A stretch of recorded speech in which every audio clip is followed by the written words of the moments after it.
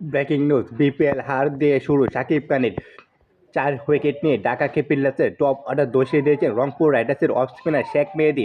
একই উইকেটে 2 ম্যাচ এবং 2 ম্যাচে 190-এর উপর স্কোর দেখেছে। আজ বিপিএলের প্রথম দিনে মিরপুরে শেরেবাংলা স্টেডিয়ামের উইকেটে পুরোপুরি ছিল ব্যাটসম্যানদের দাপট।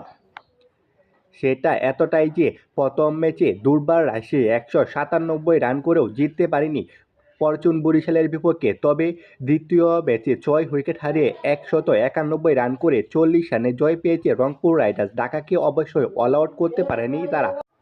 20 ওভার খেলেও 9 উইকেটে 191 রান করতে পেরেছে তিসিয়া পেরার দল। বিপিএলে নতুন ফ্রাঞ্চাইজি ঢাকা ক্যাপিটালসের মালিক আছেন শাকিব খান।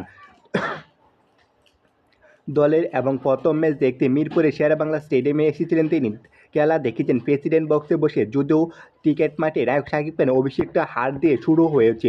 বড়দিনে জবাব দিতে দুই ওপেনার তানজিদ তামিম 21 বলে 30 ও লিটন দাস 27 বলে 31, 7.3 ওভারে 65 রানের জুটি শুরু এনে দিয়েছিলেন ঢাকা ক্যাপিটালস।